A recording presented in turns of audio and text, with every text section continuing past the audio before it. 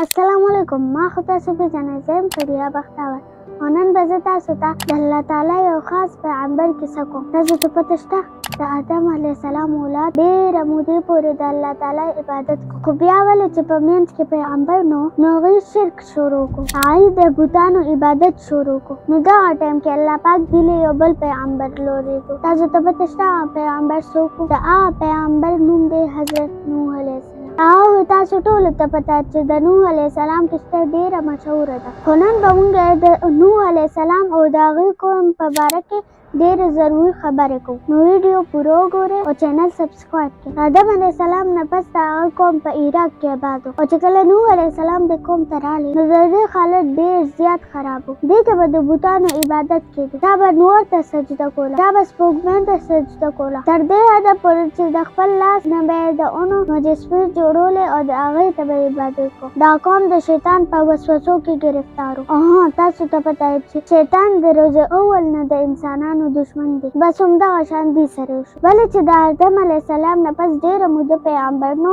د دوی په زړونو کې شک پیدا شو چې څونه نسلونه سیوا کېدل، دونه دوی د دین نه لرې کېدل او شیطان ورسره خپل دښمني پوره کوله. او د دې هر څه په شا باندې د ټولو نه غټه وجه دا وه چې په دې قوم کې پیغمبر ډېره موده نو راغلی. بس د نوح علیه السلام په قوم کې د شرک د ټولو نه غټه ګناه وه. دې قوم خپل 15 بوتان جوړ کړو، د هغې نومونه ودع، سوا، یعوث، یعوق او نس. اوس دلته زه تاسو ته د ټولو نه ضروري خبره وکړم، هغه دا ده چې شرک څه ته وایي. شرک د الله تعالی په ذات کې بل څوک شریک کول. الله تعالی فرمایي چې زه به ټوله ګناهونه معاف کړم، خو زه به شرک نه معاف کړم. نو الله تعالی دې موږ ټول د دې ګناه نه بچ کړي، امین. تاسو ته پته شته نوح علیه السلام چې دې قوم ته راغلی، یو کس یې ځان له بیل هم پرېښود او په مجلس کې هم دې ته وویل چې تاسو د بوتانو عبادت پرېږدئ او د الله تعالی عبادت کوئ، د هغه الله چې کوم زه پیغمبر جوړ کړی. قوم یې په هره طریقه د دې ګناه نه بچ کولو کوشش وکړو، خو قوم یې ونه منله. تاسو ته پته شته نوح علیه السلام 900 کاله تبلیغ کړی دی، خو د دې نه باوجود هم صرف یو څو کسانو ایمان راوړو، تر دې پورې چې د نوح علیه السلام خپلې ښځې هم ایمان راوړو. په نوح علیه السلام چې کوم خلکو ایمان راوړو هغه یو څو غریبانان خلک.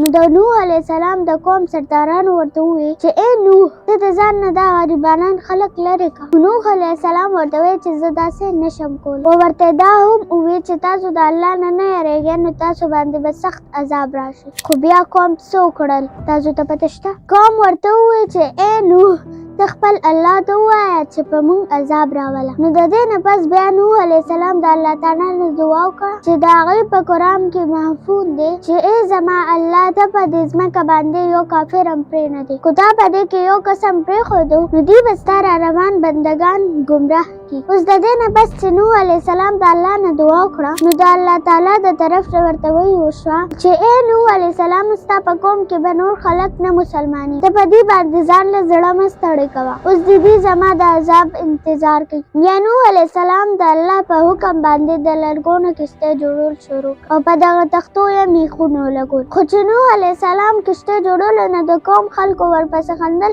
چې دا کښتۍ به ته چېرته ګرځې، دلته خو اوبه نشته. نوح علیه السلام د هغوی د خبرو پروا ونه کړه او خپل کار یې جاري وساتو. چې کله کښتۍ تیاره شوه نو تاسو ته پته شته بیا څه وشو؟ بیا نوح علیه السلام د الله په حکم باندې مسلمانانو ته وویل چې په دې کښتۍ کې را داخل شي، او د الله په حکم باندې د ځناورو هم یوه جوړه ځان سره سوره کړه. نن چې موږ په ځمکه باندې څونه ځناور وینو هغه ټول د هغه وخت دي. بیا یودم د طوفان وخت راغلی او الله پاک ځمکې ته حکم وکړو چې اوبه راوباسي، او د اسمانونو نه هم اوبه راورېدې. په لږ ساعت کې په دغه علاقه کې د غرونو عمره غټ لهرونه جوړ شو او دا خلک ټول اورتر شو. او نوح علیه السلام د خپلو ملګرو سره کښتۍ ته وختو. خو یو منټ، یو ضروري خبره درته وکړم. د نوح علیه السلام ښځه چېرته لاړه؟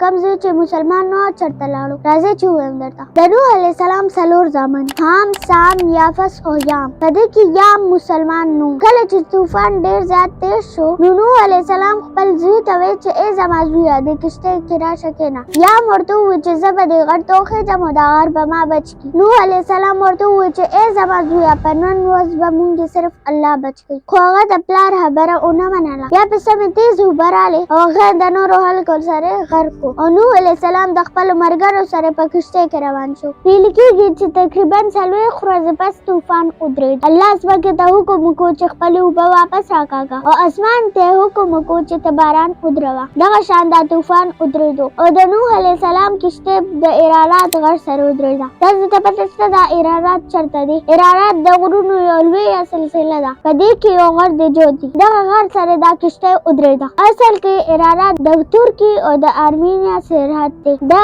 غر نن هم د جودي په نوم یادېږي. تاسو ته پته شته نننۍ واقعه موږ ته څه وایي؟ په هر حال کې الله رضا کول پکار دي. ګنې الله پاک به په موږ خطرناک عذابونه راولي. کله به باران نه کېږي، کله به ګراني وي، کله به ظالم بادشاه راځي. مقصد د دنیا زندګي به په موږ ګرانه کړي. بیا به موږ چېرته ځو؟ سوچ ضرور وکړئ. والسلام.